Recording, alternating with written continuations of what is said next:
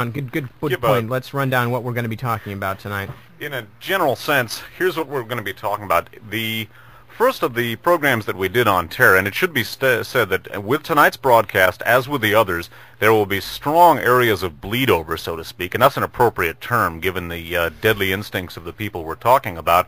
There will be a strong amount of bleed over from the various lines of demarcation that we have set out for the programs.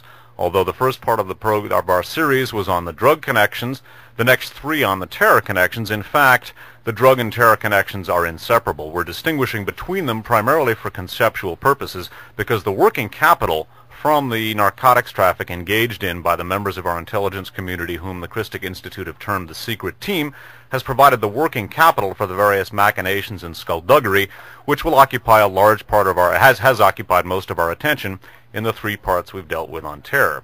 Now, in the second program, Radio Free America number 30, the first of our programs about terror, we talked about the Triple Wilson team. We've talked about them perhaps ad nauseum for some of our listeners. We've been focusing on them for years, and we've been focusing on them because not only are they one of the prime movers in American national security policy, but specifically the main focus, the main stock and trade of the Triple Wilson team has been the exportation of terror. Many of the terrorist groups and elements that have been invaded against so heavily by the Reagan administration have in fact been actively armed and trained and at times protected by this very administration. The scenario that we've introduced very often, and it will come home in a very big way this evening, is that of the Reichstag fire. Basically provocation, setting up an incident in order to discredit one's enemy and to serve, first of all, as a pretext for the restriction of civil liberties here at home and military adventurism abroad. One might take a look at our growing naval presence in the Persian Gulf to attest to how effective a policy that can be when properly executed. Now, the second, we left off with the Triple Wilson team in Radio Free America number 30. In our last program, Radio Free America number 31, we began focusing on the systematic use of terror as a strategic instrument by the elements of the secret team. We focused on what appears to have been a destabilization of the Carter regime almost from the very beginning. The Carter administration made a number of changes which were not pleasing to various members of the secret team. They withdrew their financial support from the mullahs in Iran. Previously, the CIA had paid a $400 million annual subsidy to the religious leaders in Iran to keep them off of the Shah's back. Members of the secret team were heavily involved with the security for the Shah. In addition, one of the people looming large in the background, namely Henry Kissinger, and his scion, in a sense, his financial scion, David Rockefeller, were very much involved with the Shah's economic situation. The Shah banked his enormous oil profits with Chase Manhattan Bank. We took a look at such things as the the apparent deep-sixing of the hostage. First of all, actually, we took a look, first of all, at what appeared to have been attempts to get the hostage crisis into effect in the first place. The bad advice given Jimmy Carter by David Rockefeller and Henry Kissinger to bring the Shah to the country in the first place. It was well known that this would produce the hostage crisis. We then took a look at apparently successful attempts to sabotage the attempt to rescue the hostages in April of 1980. We then took a look at a deal cut to avoid what the Reagan team, or an apparent deal, I should say, cut to avoid what the Reagan team viewed as a possible October surprise, namely some sort of stratagem by Jimmy Carter in October of 1980 which would have gotten the hostages freed and thereby assured his re-election. It appears that members of the secret team, which were to move on into the Reagan administration, committed treason and deliberately negotiated with America's enemies in order to sabotage the political fortunes of the Carter administration. We left off the broadcast last time by taking a look at a contingency plan to set up martial law in the United States. This particular plan was known as Rex 84 and would have been put into effect during a number of possible scenarios. The possibility of a racial uprising in the United States, the possibility of widespread resistance to a foreign invasion in the United States, or the occurrence, one should say, or the arrival of large-scale terrorism in the United States. We're going to be picking up right with this broadcast where we left off with the other. Namely, we're going to begin taking a look once again at the Rex 84 martial law plan. Some of the things that involve, we're going to go review some material from the concluding portions of RFA 31. And for the bulk of the broadcast this evening, we're going to be taking a look at some very, very sinister connections between Oliver North and other members of what the Christic Institute termed the secret team, and many of the terrorists and terrorist elements that figured so prominently in a number of the key terrorist incidents of the 1980s. In particular, in 1985, calendar year 1985, there were a series of terrorist incidents in the world which to a large extent dominated the news in this country and which whipped up military fervor, one might say, to a perhaps unprecedented level, at least in my memory. Many of these incidents, in fact most of the incidents from 1985, have some very disturbing connections to the far right in this country and to the members of the secret team. The question that we're going to be examining in the broadcast this evening is basically one which we have asked, perhaps rhetorically so, during past broadcasts, namely, were these terrorist incidents set up by the same ultra-right-wing elements who have connections with some of the people who pulled them off in order to justify any one of a number of different reactions, the ultimate one, of course, being the institution of Rex 84, the institution of martial law in the United States. And that's what we're going to be examining this evening. First, the martial law plan, and then some very, very disturbing connections between the people behind that plan and the people who perhaps could have touched it off under the right circumstances. And again, one more thing that should be reflected against the background of this plan is that as we take a look at the connections between people like Oliver North and other ultra-right-wingers and these terrorists, alleged left terrorists, or perhaps real, at least people whose sentiments are sincere, even if they're so duped and deluded that they feel incidents like that are the type of way to further their policy. One of the most disturbing aspects of the broadcast this evening are going to be overt Nazi elements who loom very large and around the fringes of many of these same incidents. We mention this because, as we will review, we looked at it in our last program, one of the most disturbing features of the Rex 84 martial law plan was to deputize ultra-right-wing paramilitary types, in other words, Ku Klux Klan and Nazi types, and to use them as official institutors, one might say, of American national security policy, namely the institution of martial law. And in light of some of the provisions of that martial law plan, in light of some of the people they were going to be getting to institute that plan, and in light of the overt Nazi elements lurking around the edges of many of the ostensible left-wing terrorist incidents of recent years, again, the question we're asking is, are we dealing with a new Reichstag scenario? The first article, detailing in some depth the plan that Dave just alluded to, is from the San Jose Mercury News for July 5th, 1987. The article is headed North and the Secret Government, subheaded Martial Law Plan Among Work of Reagan Advisors. The article is by Alfonso Ciardi, who's been doing excellent work, one of the few mainstream journalists who's been really putting out the good stuff on the Iran-Contra scandal. Alfonso Ciardi, who writes for the Miami Herald, but this is through the Mercury News Washington Bureau. Dateline Washington. Marine Lieutenant Colonel Oliver North helped draft a plan in 1984 to impose martial law in the United States in event of an emergency, inspiring a sharp protest by then Attorney General William French Smith, according to government officials.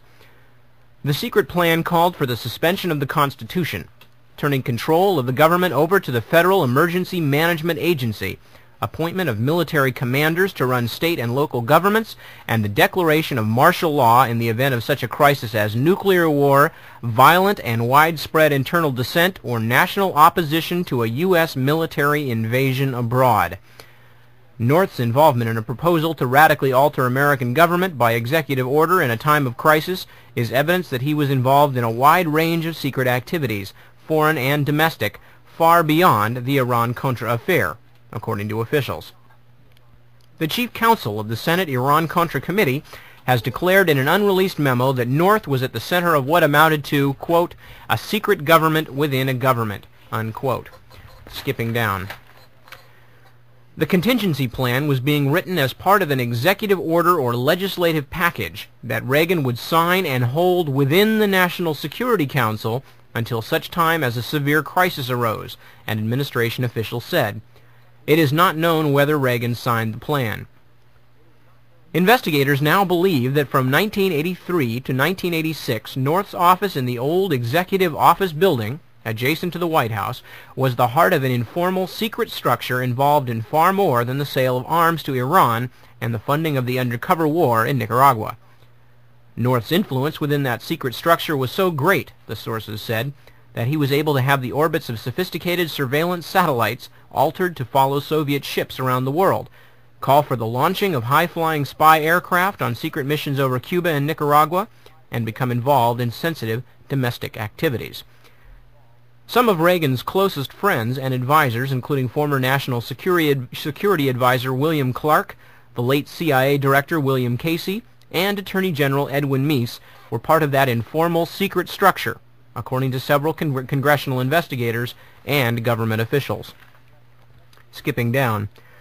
But according to the sources, the administration's propensity for secret activities may have had its beginnings in an October 1980 decision by Casey, then Reagan's campaign manager, to create a so-called October Surprise Group to monitor President Jimmy Carter's feverish negotiations with Iran for the release of 52 American hostages. The group, led by campaign foreign policy advisor Richard Allen, was founded out of concern that Carter might pull off an October surprise, such as a last-minute deal for release of the hostages before the November 4th election. One of the group's first acts was a meeting with a man who claimed to represent Iran and who offered to release the hostages to Reagan. Allen and another campaign aide, Lawrence Silberman, in April told the Miami Herald of the meeting and said that McFarlane, then a Senate Armed Services Committee aide, arranged and attended it. McFarlane later became Reagan's national security advisor and in 1986 played a key role in the Iran-Contra affair. Allen and Silberman said the offer, which they said they rejected, was aimed at ensuring Reagan's victory. Congressional investigators now link another well-known campaign incident, the theft of confidential briefing materials from Carter's campaign before the October 28, 1980 Carter-Reagan debate, to the same secret group. The investigators now believe that Casey somehow obtained the materials used to brief Reagan on what Carter was likely to say and passed them to James Baker, another top Reagan campaign aide who in Reagan's first term served as White House Chief of Staff. Okay, so what we're talking about here, the plan, which as we'll see later came to be known as Rex 84, was a plan put together by, among other people, Oliver North, William Clark, Edwin Meese, and Bill Casey, the late Bill Casey, of course, who's not around anymore to talk about his part of the affair, and was planned to go into effect under a number of circumstances, but the most interesting for our purpose are the one, widespread internal dissent, and B, specifically political opposition to an invasion by U.S. military forces. Again, the Reagan administration, being the kind of folks that they are, have learned some lessons, and one of the lessons they learned was how an outraged populace could gum up the works for a lovely military adventure like Vietnam. And the Reagan administration, if they were going to go to war with Nicaragua, was not going to have to put up with such irritations as dissent at home and the free expression of political opposition. It's worth noting, too, because one of the things that we discussed at the end of Radio Free America number 30, our first program on the terror connections, was a plan. First of all, we talked about the Lopinka bombing itself, in which Aiden Pastora, who although he was opposed to the Sandinistas, was equally opposed to the Contra factions themselves, primarily because of the fact that their leadership were all former Samosistas. And in large measure due to the fact that he refused to cooperate with the CIA, members of the secret team apparently set off a bomb. I say apparently because it has not yet been settled in American court, but they set off a bomb in an attempt to kill Aiden Pastora that was initially blamed on the Sandinistas and was being used as yet another piece of propaganda to make that regime look bad.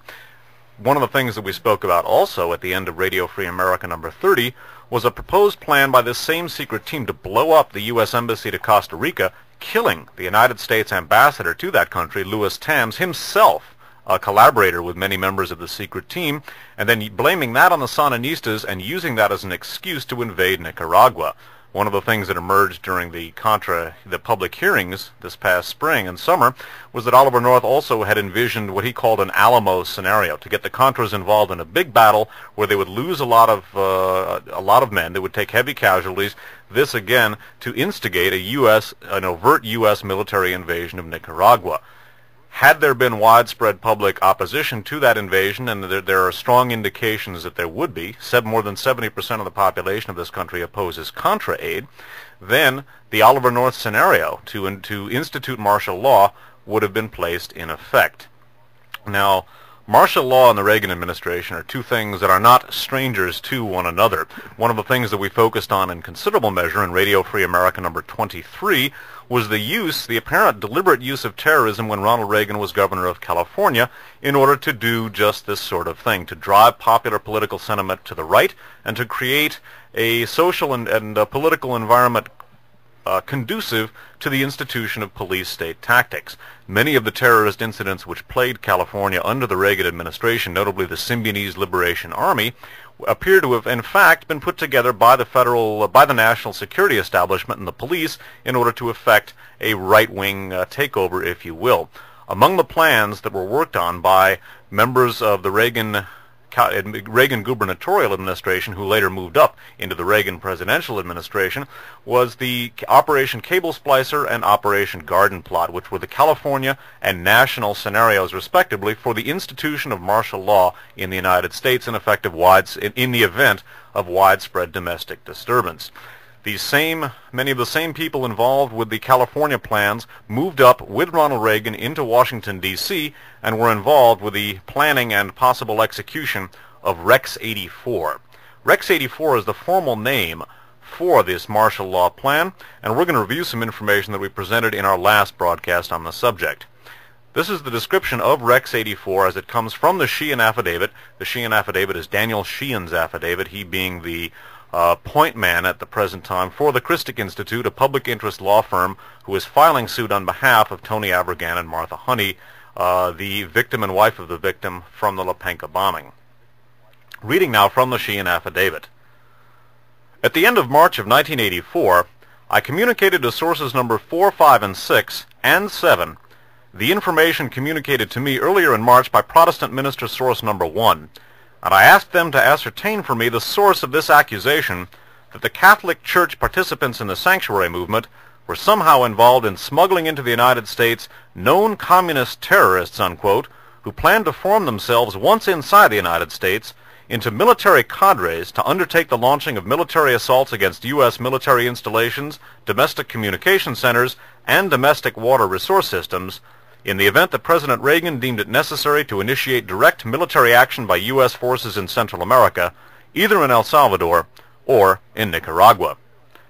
During the second week of April of 1984, I was informed by source number 4 that President Ronald Reagan had, on April 6 of 1984, issued National Security Decision Directive number 52, authorizing Federal Emergency Management Agency Director Louis O. Giuffrida, Giuffrida, and his deputy Frank Salcedo, Salcedo, to undertake a secret, nationwide readiness exercise codenamed Rex 84. This exercise was to test the readiness, unquote, of the Federal Emergency Management Agency to exercise civilian supervisory authority over Defense Department personnel, the personnel of all 50 state National Guard units, and numerous state-based State Defense Force units, which were to be established at the behest of FEMA by state legislative enactments, in the event that President Reagan chose to declare a, quote, a state of domestic national emergency concurrent with the launching of a direct United States military operation into Central America. This military operation was to be codenamed Operation Night Train. According to source number 4, the mission of the FEMA operation to be tested pursuant to this Rex 84 readiness exercise was twofold. First, the Federal Emergency Management Agency, after deputizing all Department of Defense personnel and State National Guard personnel, ostensibly so as to make such personnel civilians and to thereby avoid violating the congressionally enacted Posse Comitatus Act, would undertake to test its ability to seek out and to take into custody some 400,000 undocumented Central American aliens throughout the United States, and then to intern said Central American aliens in 10 military detention centers to be established during this Rex 84 readiness exercise at 10 U.S. military bases throughout the United States. I would take note there of the fact that there were to be 10 military bases and detention centers throughout the United States. We'll touch on that later. These documented Central American aliens were to be held at these detention centers during any real such presidentially deemed state of domestic national emergency without the right of habeas corpus until President Reagan declared the state of national emergency to be at an end. This second mission of the FEMA operation to be tested pursuant to this Rex 84 readiness exercise was the distribution by FEMA from U.S. military bases under the supervision of the United States Department of Defense through the State National Guard units down into the hands of the civilian, state legislature-created state defense forces of hundreds of tons of small arms and ammunition, ostensibly to be used by their civilian law enforcement deputies to enforce domestic laws during the pending of the presidentially declared state of national emergency. Continuing a little further down in the Sheehan affidavit.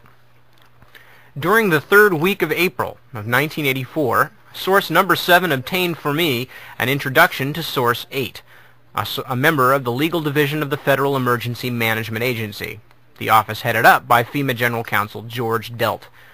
Source 8, who was known by Source 7 to be an honest and trustworthy source of information based upon Source 7's direct experience with him, was shocked that I had such accurate information concerning the content of Presidential National Security Decision Directive Number 52.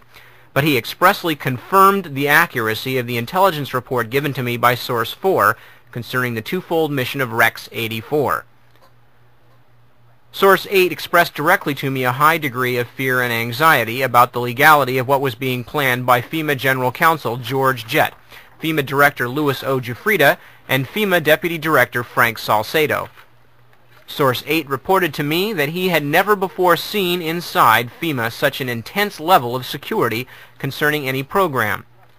Source 8 reported to me that FEMA General Counsel George Jett had ordered the installation of a special metal security door into the hallway on the 5th floor of the FEMA building in Washington, D.C., behind which door all of the planning for Rex 84 was being conducted.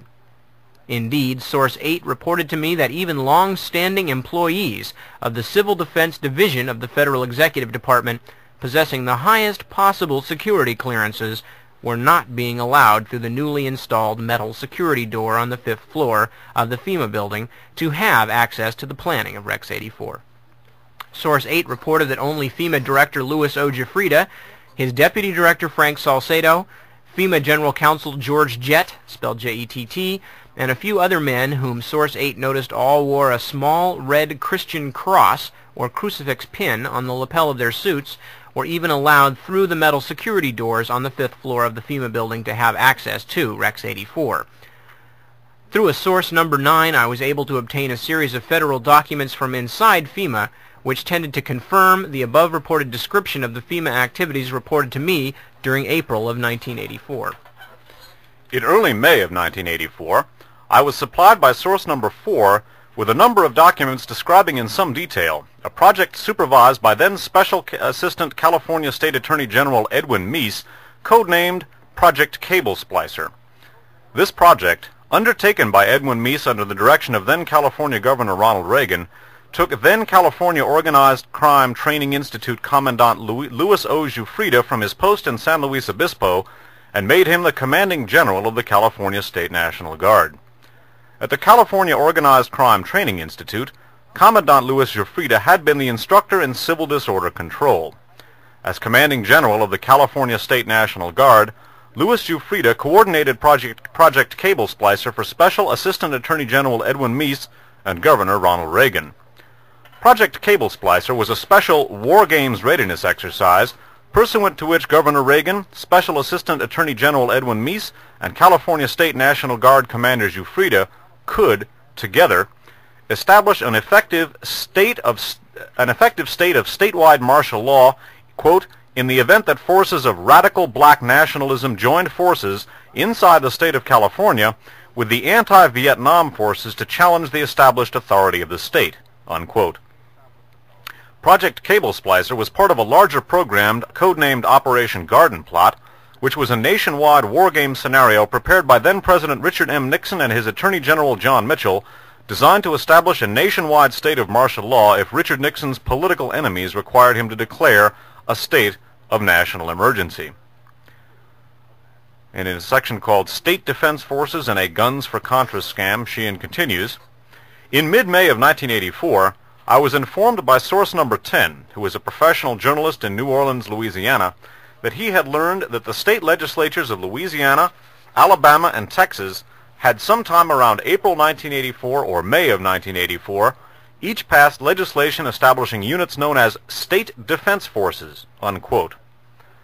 Source number 10 informed me that he was extremely concerned about this because the only people in Louisiana, Alabama, or Texas who seemed to have heard of the passage of these statutes and who were therefore signing up to join these state defense forces were ultra-right-wing paramilitary survivalist types or soldiers of fortune types who were being advised to sign up for these state defense force units at weekend survivalist training centers or ultra-right war game schools.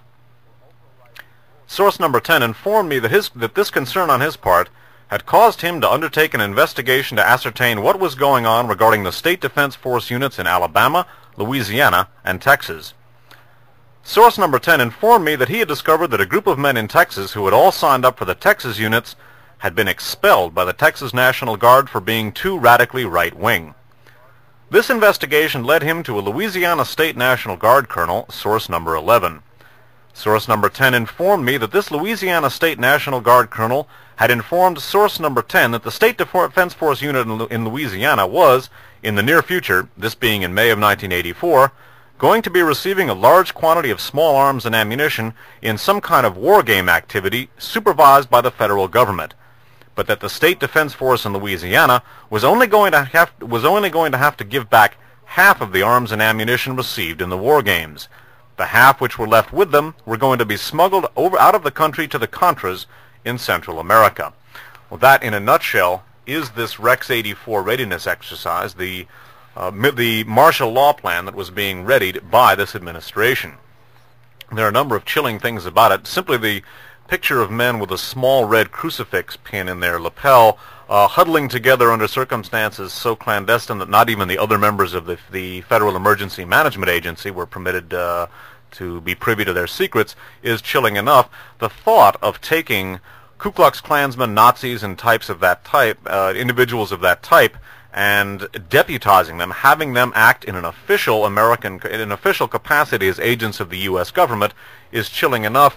It would be less chilling if it were not something which unfortunately had an all too clear precedent in the American past. One of the things we spoke about in our four-part series about the evolution of the American far right, which we called the Aryan nations, was in fact what we call the establishment of de facto Freikorps units in the United States, that we examined Ku Klux Klan and Nazi elements in this country in the past as operating as federal intelligence agents and police agents, and we speculated basically that many of the ultra-right-wing groups, such as elements of the Klan, the Nazi Party, the John Birch Society, were in fact operating as a Freikorps, as an underground extension of the U.S. national security establishment, in much the way that the organized murder gangs of the German army in the early 20s systematically eliminated the democratic leadership of Germany, paving the way for Hitler's rise to power.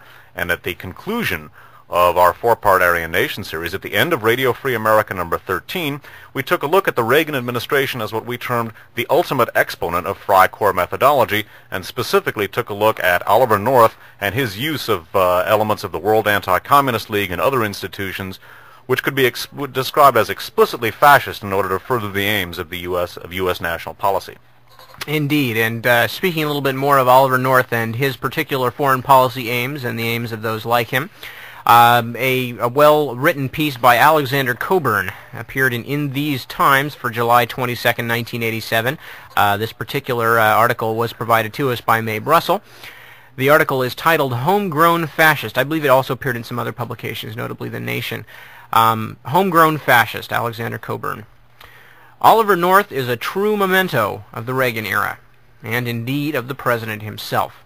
He has Reagan's own capacity for the vibrant lie, uttered with such conviction that it is evident that formidable psychic mechanisms of self-validation have in that instant convinced the liar, Reagan, North, that what he is saying is true. But on display last week in Congress was something more disturbing than a mere deceiver. The cocksure, edgy, ingratiating profile of an all-America 80s-style fascist. The fascist has absolute moral assurance that his lawlessness is lawful, that though he, quote, gets things done, he is following orders.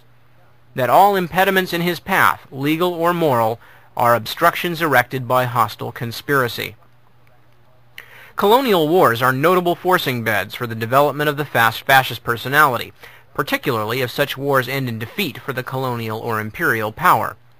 France's defeats in Vietnam and Algeria enriched the already muscular tradition of Gallic fascism, and, in a different idiom, the U.S. defeat in Vietnam produced a crop of officers brooding on the, quote, stab in the back by effete civilians at home. It is entirely characteristic that North should have been part of the team drafting a secret plan to run the country by martial law. This phase of his activities occurred between 1982 and 1984, according to stories, particularly in Knight Ritter's papers, based on material developed by the Iran-Contra Committee staff. North's first assignment at the National Security Council in 1981 had been to carry the, quote, football, the briefcase carrying the plans for fighting a nuclear war that accompanies the president wherever he goes. Those who like thinking about the unthinkable might ponder this parable of impending nuclear disaster. A president who has frequently expressed the view that the, quote, apocalypse may occur, quote, in our lifetime, trailed by the football-carrying North with his own history of mental instability. In the following 2 years, North was the NSC's liaison with the Federal Emergency Management Agency, revising contingency plans to deal with nuclear war, insurrection, or major military mobilization. North and the FEMA folk settled down happily to develop scenarios of total control. FEMA's director at the time, Louis Giuffrida, had attended Army War College in Pennsylvania in 1970 and written there a paper advocating martial law in case of a national uprising by black militants, along with roundup and transfer to, quote, assembly centers or relocation camps, unquote, of at least 21 million American Negroes, unquote. This paper was reworked in a 1982 memo written by Giuffrida's deputy John Brinkerhoff, at which time North and the FEMA team developed their plan for a secret contingency order, turning control of the country over to FEMA at any time of nuclear war, violent dissent, or, most significantly, national opposition to a military invasion abroad. FEMA would supervise appointment of military commanders to run state and local government. In other words, while North's colleagues at the National Security Council were preparing the invasion of Nicaragua, North was working on a scheme to introduce martial law in the U.S. as a means of crushing any internal opposition to that invasion when it took place. Now, one of the things that is most disturbing, obviously there are a lot of things that are disturbing about this contingency plan. The notion of interning 21 million black Americans in concentration camps, or, quote, relocation camps, as they have been euphemized since the time of Hitler, is certainly very ominous. Coburn refers to that in that particular column. Interestingly enough, the plan for rounding up a large portion, if not virtually all, of the black people in this country and interning them in concentration camps was left out of the July 5th San Jose Mercury News article by Alfonso Ciardi. Research credit on the following article goes to Mae Brussel once again. May obtained the original Miami Herald story from that upon which the Mercury story was ostensibly based. It was based on it, but regrettably the Mercury left out some of the most chilling parts. Once again, research credit to Mae Brussel. This is from the Miami Herald of Sunday, July 5th of 1987. It's by Alfonso Ciardi, and it's headlined, Reagan AIDS and the Secret... Reagan AIDS and the Secret Government. That's the title. And again, this is by Alfonso Ciardi. We're going to read the section of the original Miami Herald article, or part of the section, one of the sections that was left out by the San Jose Mercury. In the original Miami Herald article, the following information was printed that the Mercury did not print. Speaking of the Rex 84 martial law plan, the official said the contingency plan was written as part of an executive order or legislative package that Reagan would sign and hold within the NSC until a severe crisis arose. The martial law portions of the plan were outlined in a June 30th, 1982 memo by Giuffrida's Deputy for National Preparedness Programs, John Brinkerhoff, Brinkerhoff. A copy of the memo was obtained by the Herald. The scenario outlined in the Brinkerhoff memo resembled somewhat a paper Giuffrida had written in 1970 at the Army War College in Carlisle, Pennsylvania, in which he advocated martial law in case of a national uprising by black militants. The paper also advocated the roundup and transfer to, quote, assembly centers or relocation camps, unquote, of at least 21 million American Negroes. Well, this on these broadcasts, this is not a scenario that is entirely foreign to us. There is an archive program that we have placed available from archives on audio called the King Alfred Plan. If we've ever done a more controversial broadcast, I can't think of it. We're now going to go into the King Alfred Plan, unquote, and I think it would be worthwhile perhaps for me to explain a little bit about the background. In 1967, there was a novel published called The Man Who Cried I Am, authored by a man named John Williams. Incidentally, the hardcover edition was published, copyright 1967 by Little Brown and Company. Now, this book is a novel, although it's obviously a very realistic one. Near the end of the novel, a man, the protagonist, comes across a plan for the elimination of all black Americans in the event of just the sort of scenario we saw there, what they call a national emergency or an uprising by the minority, as they euphemize black Americans. The situation here. There was a plan outlined in this novel by the National Security Council to basically, it could be termed a final solution to the Negro problem, quote unquote. They planned for the interning and, reading between the lines, the elimination of all black Americans. Although the book itself is a novel, eventually the actual document, or a document called the King Alfred Plan, began to be circulated among certain researchers.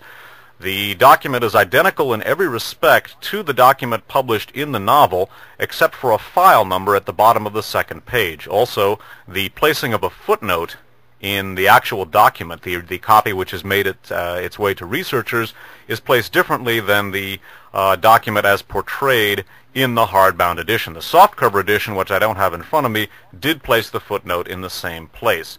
It should be noted that both the hardcover and softcover editions had this document over several different pages. The copy that made its way to researchers was on 2 long Xerox sheets.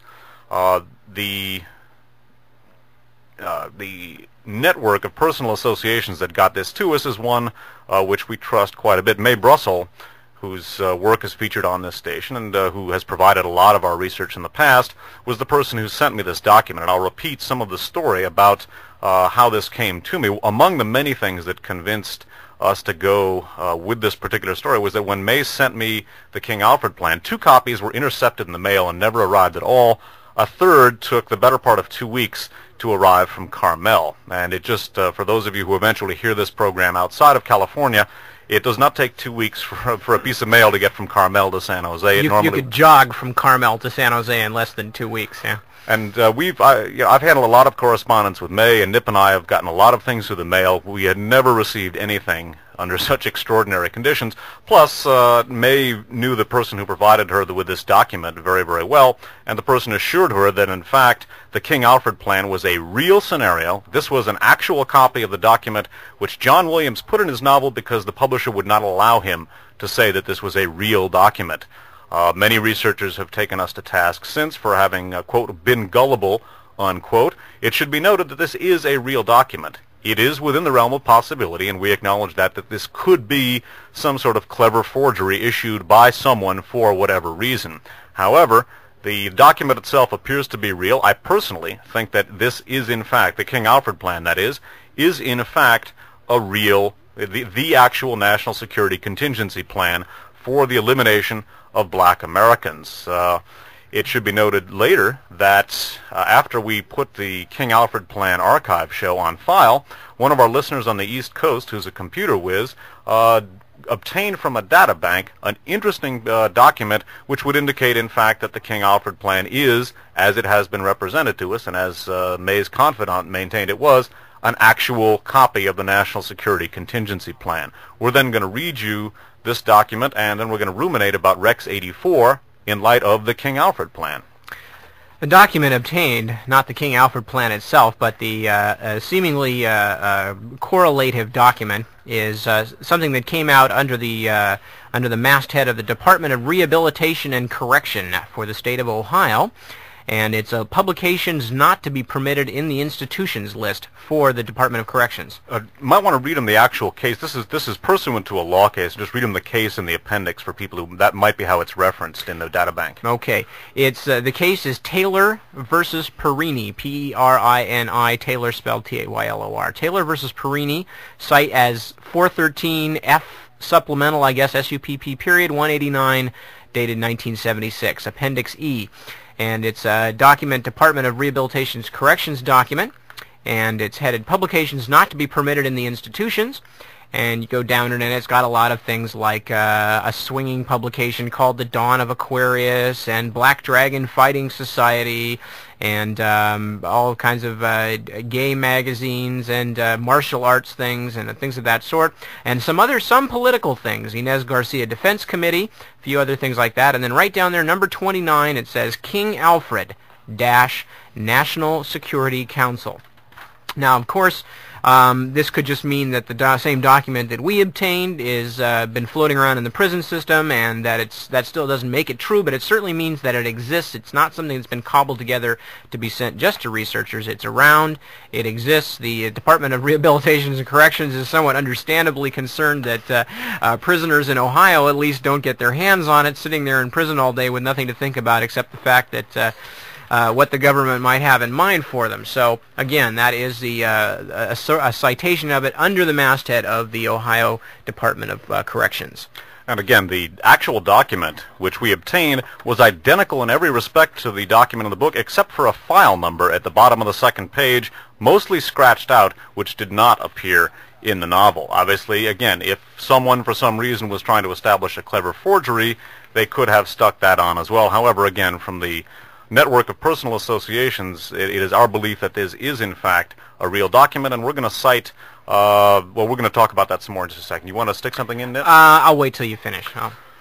The point being that, again, you know, it is within the realm of possibility for someone with the resources to have forged a very clever forgery. One wonders what the motivation might have been on the part of those interests. However, the main point is, and there are other indications that elements of our national security establishment would think along these lines, our work on Jonestown and other things would indicate that this is by no means a fantastic possibility. The fact of the matter is now, though, in contemplating the King Alfred plan, that it is obvious that the subject matter of this memorandum, we believe it's real. Our confidants have told us it's real. Some might argue with that, but the fact of the matter is that the plan it details obviously is not only real, but is something which is very, very current. There is, in fact, as we now know from the disclosures of Rex 84 and the work of Alfonso Ciardi and others, there is, in fact, just such a contingency plan within the National Security Council. Something which is perhaps apocryphal under the circumstance, but we think is worth thinking about too, is that whether or not Rex 84, obviously Rex being the Latin word for king, could perhaps in some way relate to the King Alfred plan. King Alfred having been a very famous king of England who is credited with having turned back the Norse invaders and helped establish certain principles of English common law. I'm now going to read you the King Alfred plan, and I think it's worth noting a couple of things. First of all, take note of the constant reference to the emergency. Remember, this document, this contingency plan is by the Federal Emergency Management Agency, and you will hear repeated references to the emergency as I read the King Alfred plan. And this, again, is worth thinking about. And once again, just by way of covering our tales, it is within the realm of possibility that the actual document here is a forgery. We don't believe so. Our sources, whom we trust, have told us that, in fact, this is the real McCoy. It's just that it was too controversial for John Williams to come out and say, yes, this is a real document. But the fact of the matter is, it is a real policy. And the point that we're making here is that it is now the job, we think, of responsible researchers to determine whether or not the King Alfred plan is, in fact, the groundwork for Rex 84. Whether or not this is a real document, and we feel it is obviously a real policy, and that should scare the willies out of any sincerely patriotic American. We are now going to read you the King Alfred plan.